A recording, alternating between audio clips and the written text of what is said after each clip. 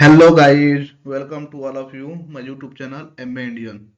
आज के इस वीडियो में मैं एनालिसिस करने वाला हूँ LRC special survey I mean category wise final selection rank analysis करने वाला हूँ कि कैटेगरी वाइज कितना रैंक तक फाइनल सिलेक्शन हो जाएगा। ठीक है, तो मैं हर एक कैटेगरी का अलग अलग फाइनल सिलेक्शन रैंक बताने वाला हूं, तो आप इस वीडियो को बगैर स्किप किए हुए देखिएगा ताकि आप लोग को अच्छे से समझ में आए कि कितना रैंक तक फाइनल सिलेक्शन होने वाला है। तो इस वीडियो में मैं सिर्फ एलआरसी अमीन के बताऊंगा, और नेक्स्ट वीडियो में बनाऊंगा तो कानूनगो पर बनाऊंगा, उसके बाद एएसओ और क्लर्क पर बनाऊंगा ये। लेकिन जो आज का ये वीडियो होने वाला है ये बिहार एलआरसी अमीन के लिए होने वाला है, जिसमें category wise final selection rank कितना तक जाएगा तो उस पे मैं डिस्कस करने वाला हूँ। तो इस वीडियो को एकदम अच्छे से देखिएगा और बगैर स्किप किए हुए देखिएगा। तो चलिए देर न करते हुए मैं वीडियो को शुरू करता हूँ। चलिए आगे बढ़ता हूँ। आप देख लीजिए यहाँ पे total post for special survey अमीन। स्पेशल सर्वे अमीन का जो टोटल पोस्ट था 8,244 पोस्ट था। ठीक है, उसके बाद देखिए total student selected for counselling. देखिए आपको मालूम होगा कि कुछ दिन पहले 19 या 20 तारीख को इसका रिजल्ट डिक्लेयर हुआ है। ठीक है, तो उसमें जो टोटल स्टूडेंट जो सिलेक्ट हुए हैं काउंसलिंग के लिए 23,925, मतलब ओवरऑल कैटेगरी को मिलाकर 23,925 कैंडिडेट सिलेक्ट हुए हैं। चलिए आगे बढ़ते हैं। आगे आप देख लीजिए टोटल फाइनल सिलेक्टेड कैंडिडेट। अब जो ये 23,995 कैंडिडेट काउंसलिंग के लिए जो बुलाया गया है, इसमें से आपको 8,244 को जॉब दिया जाएगा। ठीक है, 8,244 को जॉब दिया जाएगा, और रिमेनिंग जो बचेगा, जो रिमेनिंग जो कैंडिडेट बचेंगे उसमें से फिर जो 8,244 है ना, उसका हाफ 50% फिर वेटिंग लिस्ट में रखा जाएगा। अब बाकी को हटा दिया जाएगा, बाकी को वो नहीं लिया जाएगा। तो इस तरह से अब मैं बताने वाला हूँ कि कैटेगरी वाइज जो कितना रैंक तक फाइनल सिलेक्शन होने वाला है। तो आप इस वीडियो में बने रहिएगा, और वीडियो को थोड़ा भी मिस करके मैं मत देखिएगा, नहीं तो आप फिर कमेंट करके पूछने लगे कि कमेंट करने के जरूरत ना पड़े। ठीक है, नहीं तो आप कमेंट करने लगते हैं कि ऐसा कैसे वीडियो बना दिए आप, इतना कट ऑफ नहीं जाएगा, ये बहुत हाई है। तो ऐसा नहीं है, आप एकदम वीडियो को अच्छे से देखिए, उसके बाद एनालाइज कीजिए कि कितना कट ऑफ जाने वाला है, किस रैंक तक, मतलब किस कैटेगरी में सिलेक्शन फाइनल सिलेक्शन हो जाएगा। तो चलिए मैं आगे अब दिखाता हूँ आप लोगों को। आगे देखिए टोटल वेट लिस्टेड कैंडिडेट 4,122, मतलब कि 50% जो है ना वेट लिस्ट में रखा जाएगा, और 8,244 को फाइनल सिलेक्शन किया जाएगा। जो भी 8,244 जो है ना, उसको कैटेगरी वाइज सीट डिस्ट्रीब्यूट किया गया है। तो चलिए मैं नेक्स्ट स्लाइड में आपको दिखाता हूँ किस कैटेगरी में कितना सीट है, और उसके बाद कितना मतलब कि जनरल कैटेगरी में सेलेक्टेड हो जाएंगे। जैसे कि रिजर्वेशन कैटेगरी है, जैसे ओबीसी, एससी एसटी, ओबीसी, तो इसमें से कितने कैंडिडेट जनरल कैटेगरी में सिलेक्ट होंगे, और ओबीसी, एससी एसटी, ईडब्ल्यूएस, ये सब कैटेगरी का कितना रैंक तक फाइनल सिलेक्शन में हो जाएगा। तो चलिए आगे आप लोग को मैं दिखाता हूँ। अब आगे देख लीजिए, यहाँ पे ये कैटेगरी जो दिया हुआ है, कैटेगरी में you are male, you are female, उसके बाद EWS, S T, S C, EBC और बीसी एंड आरसीजी। ठीक है, तो इस तरह से आप देखिए कैटेगरी में आप लोगों को मैं सीट दिखाता हूँ। देखिए यू आर मेल में आपको टोटल 2,155 सीट है। ठीक है, 2,155 सीट आप आगे देखते चलिएगा। उसके बाद यू आर फीमेल में 1,159 सीट है, एंड ईडब्ल्यूएस में 679 सीट है, एसटी में 71 सीट है, मतलब कि 71 सीट है। इस तरह से एससी में 1,223 सीट है, ईबीसी में 1,337 सीट है, बीसी में 862 सीट है, और आरसीजी में 263 सीट है। इस तरह से आप देखिए डी की कोटा होता है, डिसेबल कोटा, तो इसमें कितना सिर्फ रिजर्व है। तो जो इसमें जो है ना वर्टिकल रिजर्वेशन होता है। वर्टिकल रिजर्वेशन मतलब कि जैसे कि हर एक कैटेगरी में इसका डीक्यू के लिए 4%, मतलब कि 4% सीट रिजर्व रहता है। तो यू आर मेल में 4% अगर निकालिएगा तो 92 इसमें सीट हो रहा है, ठीक है, यूआर में। यूआर फीमेल में 48, ईडब्ल्यूएस में 29, एसटी में 3, ईबीसी में 52, सॉरी एससी में 52, ईबीसी में 57, बीसी में 36 और आरसीजी में 13। अब इस तरह से देख सकते हैं फ्रीडम फाइटर डिपेंडेंट एफएफडी, इसमें जो सीट है ये जो इसका भी वर्टिकल रिजर्वेशन होता है 2%, मतलब कि 2% इसका भी वर्टिकल रिजर्वेशन होता है हर एक कैटेगरी में। तो हर एक कैटेगरी में ये देख सकते हैं 46 है। उसके बाद 24 है यूआर फीमेल में, ईडब्ल्यूएस में 14 है, एसटी में 1 है, एससी में 26 है, ईबीसी में 28 है, बीसी में 18 है और आरसीजी में 6 है। तो इस तरह से देख सकते हैं ये टोटल कैटेगरी वाइज इसमें दिया हुआ है ये कि किस कैटेगरी में कितना सीट है, और डीक्यू के लिए एफएफडी के लिए कितना सीट है। और इसके बाद भी आपको हर एक कैटेगरी में फीमेल का 35% हॉरिजॉन्टल रिजर्वेशन है। तो मैं 35% इसलिए डिस्ट्रीब्यूट नहीं किया हूँ क्योंकि जो गर्ल्स कैंडिडेट है ना, तो जो बिहार के गर्ल्स कैंडिडेट है वो तो जनरली यूआर में सिलेक्ट हो जाएंगे टोटली 100%। टोटली यूआर फीमेल वाला जो सीट है 1159 उसमें सिलेक्ट हो जाएंगे। कुछ गर्ल्स ऐसे भी हैं कि जो यूआर मेल्स वाले में भी जाके सिलेक्ट हो जाएंगे। अदर अदर स्टेट वाले गर्ल्स भी यूआर मेल वाले में ही जाएंगे।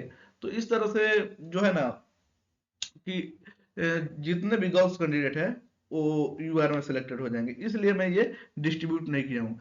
अगर मान लीजिए खुदा ना खास्ता कोई गर्ल्स का अगर यूआर में नहीं हो रहा है, एक दो ऐसा माइनर केस में होगा, तो उन लोगों का जो अ, जैसे कि अगर कोई गर्ल्स ईडब्ल्यू से बिलोंग करती है तो ईडब्ल्यू वाले के जो 35% सीट जो डिस्ट्रीब्यूट होगा उस वाले में आके सिलेक्टेड होंगी, तो वो माइनर केस में होगा, एक या दो उसका गर्ल्स कैंडिडेट होगी तो वैसा होगा, नहीं तो अदरवाइज नहीं होने वाला है ऐसा, ठीक है।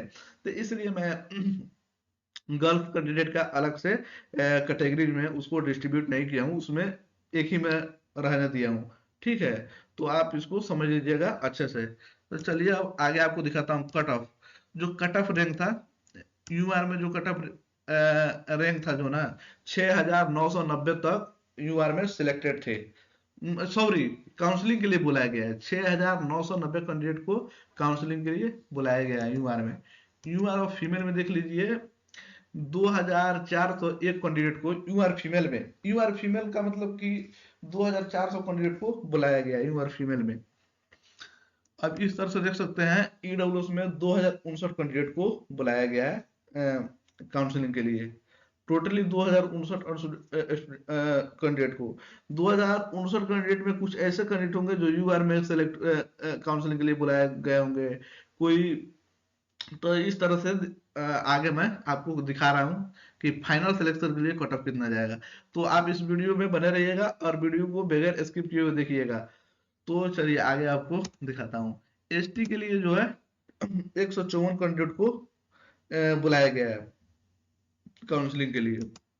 इस तरह से एससी में 2870 कैंडिडेट, 2870 ये रैंक है, इसका मतलब कि इतना कैंडिडेट को एससी कैटेगरी में बुलाया गया है काउंसलिंग के लिए। इस तरह से कट ऑफ रैंक है, मतलब कि लास्ट रैंक जो कैंडिडेट को बुलाया गया है ना, लास्ट कैंडिडेट को उसी को कट ऑफ रैंक कहा जाता है। इस तरह से देख सकते हैं ईबीसी को, ईबीसी में क्या है 5366 कैंडिडेट को बुलाया गया है काउंसलिंग के लिए। उस तरह से बीसी में 4903 कैंडिडेट को बुलाया गया। और आरसीजी में क्या है कि इसमें नील है, इसमें कोई कैंडिडेट नहीं है, ठीक है। तो ये ऐसा इसलिए हुआ है कि जितने भी आरसीजी में बिलोंग करने वाला है ना वो जनरल फीमेल में चले गए हैं, इसलिए ये वाला सीट बच गया है। तो देखिए आगे चल के आगे दिखाता हूँ कि कैसे होने वाला, कितना कटा जा। अब देखिए कट ऑफ परसेंटाइल पे कुछ डिस्कस कर लेता हूँ, कट ऑफ परसेंटाइल क्या होता है। आप देख सकते हैं यूआर मेल का जो 70.609553 ये परसेंटाइल कट ऑफ गया है। परसेंटाइल का मतलब ये होता है कि 70 परसेंटाइल, 70 परसेंटाइल का मतलब ये होता है कि आप जो है 70% बच्चों से एबव है, मतलब कि जैसे कि आपके एबव में 30% कैंडिडेट है। एक मिसाल के तौर पे आप ले लीजिए, जैसे कि टोटल कैंडिडेट एग्जाम में 24,000 अपियर हुए होंगे, ठीक है। तो 24,000 अपियर हुए हैं, तो अगर उसमें आपका रैंक 6,000 है, तो 6,000 रैंक है ना, तो इसका जो परसेंटाइल निकलता है, तो 24,000 माइनस 6,000 डिवाइड बाई 24,000 इंटू 100, तो इस तरह से आपका परसेंटाइल निकलता है, ठीक है। सीधी सीधी बात है कि आप कहने का मतलब यह है कि जो 70 परसेंटाइल है ना, तो 30% बच्चों को मतलब कि आपसे ज्यादा है, 30% कैंडिडेट जो है ना एबव को यूआर कैटेगरी में लिया गया है, ठीक है। तो 24,000 अगर बच्चे बच्चे होंगे एग्जाम्पल के तौर पे, तो उसका 30% निकाल लीजिए, 30% को लिया गया है यूआर में। इस तरह से ये परसेंटाइल का कुछ मामला है। तो ये परसेंटाइल नहीं देना चाहिए मेरे ख्याल से, इसको कट ऑफ देना चाहिए कि कितना मार्क्स पे कितना रैंक बना हुआ है और कितने मार्क्स पर ये कट ऑफ बना हुआ है, तो मार्क्स बेसिस पे इसको कट ऑफ देना चाहिए था, लेकिन ये परसेंटाइल बेसिस पे दिया हुआ है, ठीक है। तो चलिए आगे आपको दिखाता हूँ। ये देखिए यू आर फीमेल के लिए यहाँ पे देखिए 0.091185 परसेंटाइल जो है कट ऑफ गया। इसका मतलब यह है कि जब 0 परसेंटाइल आ गया है ना, तो इससे अबव में 100% बच्चे हैं, ठीक है। तो ये कट ऑफ है, मतलब इससे अबव में 100%, 100% मतलब क्या है कि जितने भी गर्ल है वो सब सिलेक्टेड है, काउंसलिंग में बुला लिया गया है। टोटल गर्ल्स को जितने भी एग्जाम में बैठी थी उनको काउंसलिंग में बुला लिया गया है, ठीक है। अब देखिए यहाँ पे ईडब्ल्यूएस को, ईडब्ल्यूएस का सेम मसला है। इसमें भी टोटल जितने भी ईडब्ल्यूएस कैंडिडेट शामिल थे उन सबको काउंसलिंग के लिए बुला लिया गया है। इस तरह से आप देख सकते हैं। एसटी में क्या है कि 99% कैंडिडेट को 99% कैंडिडेट को बुला लिया गया है काउंसलिंग के लिए, ठीक है। इस तरह से आप देख सकते हैं 0%। इसमें भी एससी में क्या है कि टोटल कैंडिडेट को काउंसलिंग के लिए में बुला लिया गया है। और यूआर में क्या हुआ है ना, टोटल को नहीं बनाया गया बुलाया गया है, यूआर में 30% कैंडिडेट को बुलाया गया है और 70% रिजेक्ट हो गए हैं, ठीक है। तो परसेंटाइल का मतलब यही होता है। अब देखिए यहाँ पे जो है 11.0373945 परसेंटाइल बना हुआ है। इसका मतलब 89% कैंडिडेट को सेलेक्ट कर काउंसलिंग के लिए बुलाया गया है, जिसमें तो 5,366 कैंडिडेट है ईबीसी में। अब देखिए आगे। अब यहाँ पे बीसी में क्या है, बीसी में आपको 35.476987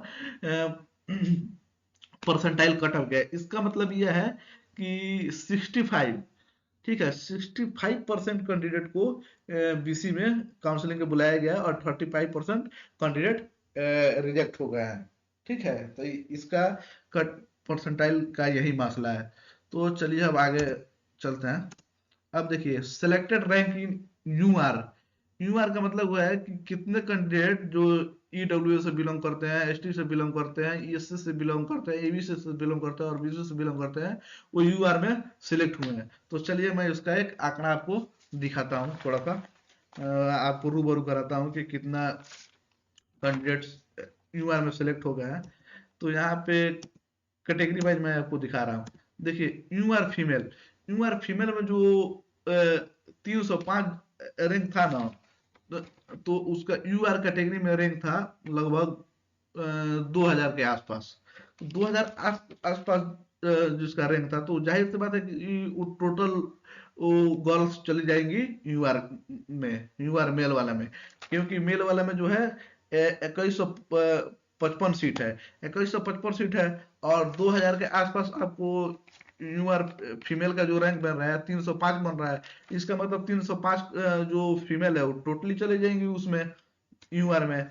तो इस तरह से आप देख सकते हैं ये ईडब्ल्यूएस वाले में, ईडब्ल्यूएस वाले में भी 155, जिसका 2100 के करीब में जिसका रैंक है, नहीं 2,000 के करीब में, मैं 2100 के नहीं लेकर चल रहा हूँ, ये 2,099 के यूआर में जिसका रैंक है उसका ईडब्ल्यूएस में 155 रैंक है। इसका मतलब यह है कि ए भी चली जाएंगी, ए भी यूआर ईडब्ल्यूएस कैंडिडेट जो 155 जो है ये भी चले जाएंगे यूआर मेल में, 2155 वाले में, ठीक है, सॉरी 2155 वाले में ये भी चले जाएंगे। अब चलिए आप आपको दिखाते हैं एसटी में कितने कैंडिडेट। एसटी में जो है ना, जिसका रैंक 2000 के अंदर में है, उसका एसटी में 8 रैंक बन रहा था, 8 से 10, मैं 8 लिया हूँ, ठीक है, क्योंकि एसटी का एग्जैक्ट डाटा मेरे को नहीं मिल रहा था, तो मैं अप्रोक्स लेकर ये चल रहा हूँ। 10 भी हो सकता है, ठीक है, थोड़ा बहुत डाटा इधर उधर हो सकता है, लेकिन मैं ये जो आंकड़ा बना रहा हूँ ना, इससे एबव रैंक वाला का सिलेक्शन हो सकता है, लेकिन इसके एबव रैंक मतलब समझ रहा है ना, कि जैसे कि मैं अगर कि फाइनल सिलेक्शन में 12,000 बना रहा हूँ तो 14,000 तक हो सकता है, लेकिन ये नहीं कि कम वालों को मतलब कि 12,000 तक रुक जाए, 10,000 तक रुक जाए, ऐसा नहीं है। तो मैं कुछ सोच समझ के कट ऑफ बना रहा हूँ, तो आप लोग घबराइएगा मत, ठीक है, कट ऑफ देखकर। तो चलिए मैं आगे आप लोग को दिखाता हूँ। एससी में जो है 170, 170 कैंडिडेट जो है 2000 रैंक के अंदर में थे यूआर कैटेगरी में, तो ये भी यूआर में चले जाएंगे। जिसका एससी कैटेगरी में है, जिसका यूआर 2000 था, तो 2300, 2099 चाहे 2100 था, तो उसका रैंक 170 बन रहा था। तो इसका मतलब कि ये 170 कैंडिडेट यूआर कैटेगरी में चले जाएंगे। तो इस तरह से ये एबीसी का भी देख लीजिए, 413 कैंडिडेट भी चले जाएंगे यूआर में, क्योंकि जिनका 1900 यूआर में रैंक था, उसका ईबीसी में 413 रैंक था। क्योंकि मेरे पास ये डाटा है, मैं ये बच्चों से पूछ कर पता करके मैं ये एनालिसिस कर रहा हूँ, ये नहीं कि ऐसा ही एनालिसिस करना बैठ गया, तो ऐसा बात नहीं है। मैं एकदम पूरा ये डिटेल में एनालिसिस करके उसके बाद ये वीडियो बना रहा हूँ, ठीक है। तो ये मत सोचिएगा कि ये झूठा वीडियो बना रहा है।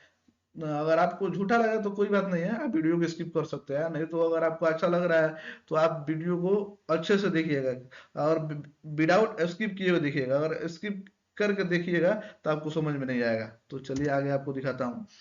बीसी कैटेगरी में जो है 910, जिसका 910 रैंक था बीसी में, उसका यूआर में रैंक था, रुकिए आपको बताता हूँ कितना था। यूआर में 2080 रैंक था। तो इसका मतलब कि 910 कैंडिडेट जो है बीसी का, वो डायरेक्टली चले जाएंगे यूआर मेल में, डायरेक्ट चले जाएंगे यूआर मेल में बगैर पूछे हुए, ठीक है। तो इस तरह से अब चलिए आगे का आपको कुछ डाटा दिखाता हूँ। कैटेगरी वाइज ओपनिंग रैंक समझ रहे हैं, जैसे कि हर एक कैटेगरी में कितना रैंक से मतलब कि अ, इसी किया गया है, काउंसलिंग में बुलाया गया है, ठीक है। काउंसलिंग का जो लिस्ट आया है ना, तो उसमें तो कितना कैंडिडेट जनरल में चले गए हैं, ठीक है, अनरिजर्व कैटेगरी में चले गए हैं। तो उसके बाद जो रैंक बच रहा है, वहां से जो स्टार्ट हो रहा है उस कैटेगरी में स्टार्ट हो रहा है। आप समझ रहे हैं ना ओपनिंग रैंक में किसको बोला हूँ। ओपनिंग रैंक का मतलब यह है कि जैसे कि ईडब्ल्यूएस में मतलब मान लीजिए कि 2000 रैंक बना हुआ है, 1 से लेकर 2000 तक, एक से लेकर 200 तक, और मान लीजिए कि अब रिजर्व में चला गया है, तो 200, एक से लेकर जितना ये 2000 तक जो काउंसलिंग में बुलाया गया है, ये ईडब्ल्यूएस में है। तो इस तरह से आप देख सकते हैं 471 से रैंक स्टार्ट हुआ है ईडब्ल्यूएस कैटेगरी में, ईडब्ल्यूएस वालों को, ठीक है। इससे पहले ये 470 जो कैंडिडेट है ना, ये डायरेक्ट चले गए हैं यूआर में काउंसलिंग के लिए, ठीक है, काउंसलिंग के लिए यूआर में चले गए हैं। उसके बाद ये देख लीजिए एसटी में जो ये 32 कैंडिडेट स्टार्ट हुए एससी में, इसका मतलब 31 जो कैंडिडेट जो है ना काउंसलिंग में, वो चले गए हैं यूआर कैटेगरी में। इस तरह से एससी का भी ये 553 कैंडिडेट से स्टार्ट हुआ है एससी कैटेगरी में। इसका मतलब 552 कैंडिडेट जो है यूआर में चले गए हैं, काउंसलिंग वाले में जो है यूआर में चले गए हैं, जो 6990 जो यूआर में बुलाया गया ना, उस वाले में वो चले गए हैं। तो यहाँ से ये एससी कैटेगरी में इस रैंक से स्टार्ट हुआ है। उसके बाद आप देख सकते हैं ईबीसी, ईबीसी में भी 1637 रैंक से स्टार्ट हुआ है। इसका मतलब 1636 कैंडिडेट जो है ना, डायरेक्टली ये 6990 वाले में चले गए हैं। उसके बाद बीसी में बीसी में भी सेम 2275 कैंडिडेट से स्टार्ट हुआ है, जिसमें 2274 कैंडिडेट जो है ना 6690 काउंसलिंग में फाइट करेंगे।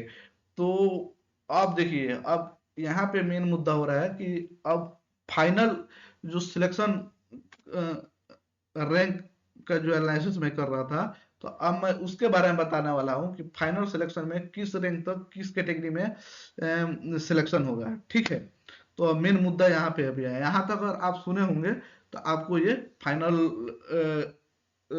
सिलेक्शन रैंक बनाने में आपको दिक्कत नहीं होगा, डायरेक्टली आप बना लीजिएगा। ठीक है, तो मैं यहाँ पे सब कुछ बता दिया हूँ, selected rank in UR category. तो जितने भी ये अदर रिजर्वेशन कैटेगरी से बिलोंग कर रहे हैं, ये सब जो यूआर में चले गए हैं, तब उसको छांटने के बाद उसके बाद मैं ये फाइनल सिलेक्शन रैंक बनाया हूँ। अब चलिए मैं आपको एक्सपेक्टेड लिख दिया हूँ कि ये एक्सपेक्टेड है, ये नहीं कि ये जो बोर्ड बनाया है वो वाला है।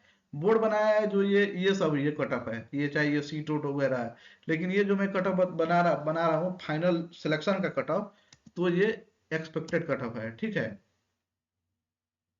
तो आप देख सकते हैं यूआर में जो है 2250 टोटल, 2250। अगर आपका यूआर में 2250 है तो आप एकदम निश्चिंत रहिए कि आपका सिलेक्शन यूआर कैटेगरी में हो जाएगा। 2250 के अंदर में है तो आप किसी भी कैटेगरी से बिलोंग कर रहे हैं, किसी भी कैटेगरी से, UR, EWS, SC ST, OBC, किसी भी कैटेगरी से है, अंडर 2250 रैंक में है, तो आप समझ लीजिए, आप निश्चित रहिए कि यूआर आपका यूआर कैटेगरी में सिलेक्शन हुआ। आपका जो रिजर्वेशन कैटेगरी है वो समझ लीजिए कि वो दूसरा कोई बच्चा उस सीट पे आ जाएगा, लेकिन आपका यूआर कैटेगरी में सिलेक्शन हो जाएगा। अब देखिए, अब आगे चलते हैं। आगे आप देखिए यहाँ पे लिखे हुए हैं ऑल सिलेक्टेड। ऑल सिलेक्टेड मतलब कि यूआर फीमेल जो है ना, जितने भी कैटेगरी से जो फीमेल बिलोंग करती है, ईडब्ल्यूएस से, एसटी से, एससी से, ईबीसी से, बीसी से, ये सब सिलेक्टेड है यूआर में। आरसीजी का भी सीट जो है ना उन्हीं लोग का है, तो सब उसी में सिलेक्टेड है। ठीक है, उसके बाद देखिए ईडब्ल्यूएस। ईडब्ल्यूएस का क्या है कि अगर आपको 831 रैंक है, 831 रैंक कैसे बना है आपको मैं एक बार बता देता हूँ। देखिए ईडब्ल्यूएस में यहाँ पे मैं लिखा था selected rank in UR category, जैसे 155 कैंडिडेट जो है ना यूआर में सिलेक्ट हो गए हैं, ईडब्ल्यूएस का जो 155 रैंक है, 155 रैंक है, इसका मतलब कि ईडब्ल्यूएस में जो रैंक स्टार्ट हुआ है काउंसलिंग के लिए, 471 रैंक स्टार्ट हुआ है। तो इतना में से 471 में से 155 घटाइएगा तो आपका मालूम चल जाएगा कि उसमें से ईडब्ल्यूएस कैटेगरी में कितना छट के आ रहा है, क्योंकि उसमें सिलेक्शन है तो फिर ईडब्ल्यूएस में आ जाएंगे वो, ईडब्ल्यूएस कैटेगरी के हैं तो 460 कैंडिडेट जो है ना काउंसलिंग के लिए यूआर में बुलाया गया है, जिसमें से यूआर में 155 सेलेक्ट हो गया है, तो उसमें से माइनस करेंगे। उसके बाद वो जितना सीट इसमें आ रहा है, तो जितना सीट अवेलेबल है उसमें से माइनस करेंगे, और उसके बाद उस वाले से प्लस कर देंगे जो ओपनिंग रैंक है, तो आपका वो रैंक मालूम चल जाएगा कितना रैंक आपका फाइनल सिलेक्शन होने वाला है। तो ईडब्ल्यूएस में जो है ना 831 अगर आपका रैंक है तो आप एकदम निफिक्र रहिए, निश्चिंत रहिए, आपका सिलेक्शन हो जाएगा ईडब्ल्यूएस कैटेगरी में। समझ रहे हैं? उसके बाद देखिए एसटी में अगर आपका 79 है, आप एकदम निश्चिंत रहिए, आपको कोई दिक्कत नहीं है, आप एकदम आपका फाइनल सिलेक्शन हो जाएगा। ठीक है, उसके बाद एससी में क्या है, आपको 1393 रैंक है एससी कैटेगरी में, तो आपका भी फाइनल सिलेक्शन हो जाएगा। एससी में जिसका 170 रैंक है, 170, वो तो यूआर कैटेगरी में 100% सेलेक्ट हो गया। ठीक है, तो 170 कैंडिडेट जब उसमें जाएंगे तो इसका सीट से अब बढ़ेगा ना, 170 कैंडिडेट जब उसमें जाएंगे तो 1253 सीट है, इसका मतलब 170 उसमें चले गए, तो 1223 सीट है, 1223 में 170 प्लस ऐड कर देंगे तो 1393 हो जाएगा। इस तरह से भी आप निकाल सकते हैं, मैं एकदम एकदम ओपनली बता दिया हूँ। ठीक है, जब उतना सीट है, जब उतना कैंडिडेट उसमें, वो 170 रैंक उसमें चले जाएंगे, तो बाकी जो उतना सीट फिर इसमें फिलअप किया जाएगा ना आपको, उतना सीट जब उसमें चला गया तो फिर इसीलिए, तो उसके बाद अब चलिए आगे आपको दिखाता हूँ। ईबीसी का जो है 1750, क्योंकि 413 जो कैंडिडेट है ईबीसी में वो जनरल कैटेगरी में सिलेक्टेड हो जाएंगे। जब जनरल कैटेगरी में सिलेक्टेड हो जाएंगे तो 413 कैंडिडेट इसमें खाली हो जाएंगे ना। 1317 सीट है, 413 कैंडिडेट उसमें चले गए, इसका मतलब कि 1750 रैंक आपके ईबीसी में अगर है तो आपको फाइनल सिलेक्शन से कोई नहीं रोक सकता है, 100% आपका फाइनल सिलेक्शन होगा। ठीक है, अब चलिए आगे आपको दिखाता हूँ बीसी कैटेगरी। बीसी कैटेगरी में अगर आपका 1772 है, क्योंकि 910 कैंडिडेट ये चले जाएंगे डायरेक्ट, क्या बोलते हैं, 910 कैंडिडेट चले जाएंगे 910 रैंक जिसका है ना वो चले जाएंगे जनरल में, यूआर कैटेगरी में है, मतलब कि मेल वाला जो सीट है ना 2155, उस वाले में डायरेक्ट वो सिलेक्ट हो जाएंगे 910 कैंडिडेट। क्योंकि जिनका 2000 रैंक है ना यूआर में, तो उनका बीसी में 910 है, तो 910 रैंक है तो जाहिर सी बात है यूआर में जाएंगे। यूआर में जाएंगे तो 862 सीट है, और 910 रैंक तक तो उसी में चले गए, तो 910 आप प्लस 862, इसका मतलब कि बीसी में 1772 कैंडिडेट को फाइनल सिलेक्शन लिस्ट में उनका, जिनका 1772 सीट रैंक है, उनका फाइनल सिलेक्शन हो जाएगा। अब देखिए रहा बात कि इसके ऊपर कि जो ये 2250 में 2251 52 53, उसके बाद 800 ईडब्ल्यूएस 31 में जो है 900 सीट है, एसटी में उससे भी ऊपर सीट है। तो ये जो मैं फाइनल सिलेक्शन जो कट ऑफ बनाया हूँ, मैं मान के चला हूँ कि कोई भी कैंडिडेट डीबी स्किप नहीं करेगा, तब तब ये कट ऑफ मैं आपको शो किया हूँ। अगर कोई भी स्टूडेंट स्किप नहीं करता है तब, अगर सब स्टूडेंट आपके काउंसलिंग में चले जाते हैं तब का ये कट ऑफ मैं एक्सपेक्टेड फाइनल सिलेक्शन रैंक बनाया हूँ। लेकिन अगर इसमें बहुत सारे स्टूडेंट स्किप करेंगे, बहुत सारे स्टूडेंट स्किप करेंगे, तो इसमें बहुत सारे स्टूडेंट स्किप करेंगे तो जाहिर सी बात है कि सबका जो रैंक है और हाई जाएगा। जैसे यूआर में 2250 है तो 2500 तक जा सकता है, ईडब्ल्यूएस में 831 है तो 1000 से 1200 भी जा सकता है, एसटी में 79 है तो ये 90 से 95 भी जा सकता है, एससी में 1393 है तो ये लगभग 1500 भी जा सकता है, ईबीसी में 1750 है तो 2500 जा सकता है, बीसी में अगर 1772 है तो ये 2000 से 2200 भी जा सकता है। तो ये डिपेंड करता है कि डीबी के समय कितने कैंडिडेट स्किप कर रहे हैं। लेकिन जाहिर सी बात है कि बहुत सारे स्किप करेंगे, बहुत सारे कैंडिडेट नहीं जाएंगे। बहुत सारे ऐसे कैंडिडेट है अमीन में जो कि अच्छे जगह पोस्टेड है। जैसे मेरे जानकार में एक दोस्त है, मेरा फ्रेंड है, तो बीटेक किया हुआ है वो, तो बीटेक किया हुआ है तो वो भी अमीन का फॉर्म फिलअप कर देता है, क्योंकि उसके पास एक्सपीरियंस नहीं था। अगर एक्सपीरियंस रहता तो वो एसओ में फॉर्म फिलअप करता, लेकिन उसके पास एक्सपीरियंस नहीं था तो वो अमीन वाला में फॉर्म फिलअप किया था। उसका रैंक 1100 है, 1195 रैंक है उसका। ठीक है, लेकिन उसका जो क्या है कि इस एग्जाम के होने के बाद ये रिजल्ट जो है ना 3 मंथ बाद आया है। तो उसका क्या हुआ कि उसी बीच में एक और फॉर्म भरा हुआ था, एसजेवीएन। एसजेवीएन एक पीएसयू है, पब्लिक सेक्टर अंडरटेकिंग। तो उसमें उसका फॉर्म भरा हुआ था, उसका एग्जाम दिया, उसमें उसका सिलेक्शन हो गया। आज वो हिमाचल प्रदेश में उसका पोस्टिंग है, वो अच्छा खासा उसका सैलरी भी है। तो ये कि जाहिर सी बात है कि ये ज्वाइन नहीं करेगा वो। तो ऐसे ऐसे सीट बहुत खाली होंगे। बहुत सारे ऐसे कैंडिडेट है जो बिहार में एडमिशन ले लिए हैं बीटेक में डिप्लोमा करने के बाद। डिप्लोमा वाले भी इसमें स्टूडेंट बहुत सारे हैं। तो वो वो यहाँ पे सिलेक्शन बिहार बिहार में एडमिशन ले लिए हैं। अब जाए, अब किसी के मन में ये सवाल आ रहा होगा कि जो बीटेक किया है वो कैसे एडमिन का फॉर्म फिलअप कर सकता है। भाई वो डिप्लोमा करने के बाद बीटेक किया है, इसलिए मैं सोचा हूँ कि बता दूं। अब देखिए आगे क्या है, बिहार में जितने भी कैंडिडेट जो डिप्लोमा किए थे हाल फिलहाल में, वो बीटेक में एडमिशन ले लिए। बीटेक में एडमिशन ले लिए और उनका भी सिलेक्शन अमीन में हो गया है। तो जाहिर सी बात है कि आप एक ही काम कर सकते हैं एक साथ में, या तो आप जॉब कीजिए नहीं तो आप पढ़ाई कीजिए। तो उनका अगर वो अपना बीटेक छोड़ के आते हैं तो सही बात है, अगर नहीं आते हैं तो वो भी सीट खाली जाएगा, वो भी सीट खाली जाएगा तो फिर जो अगला रैंक वालों को बुलाया जाएगा। तो मैं ये मान के चला हूँ कि ये सिलेक्शन है कि डीवी में कोई भी कैंडिडेट स्किप नहीं करेगा, तब ये इतना एक्सपेक्टेड फाइनल सिलेक्शन रैंक जाने वाला है। लेकिन अगर डीवी में कोई स्किप करता है, बहुत सारे कैंडिडेट फर्जी भी मिलेंगे, यूजीसी वालों को भी हटाएगा, आपको मालूम है कि इसमें यूजीसी वालों को भी हटाएगा, तो इस तरह से रैंक भी थोड़ा हाई जाने वाला है। लेकिन आप ये एक्सपेक्टेड फाइनल सिलेक्शन रैंक देखकर आप डरिएगा मत, इससे ऊपर वालों को भी सिलेक्शन होगा, लेकिन ये एक एनालिसिस किया हूँ कि इतने के रेंज में रहेगा।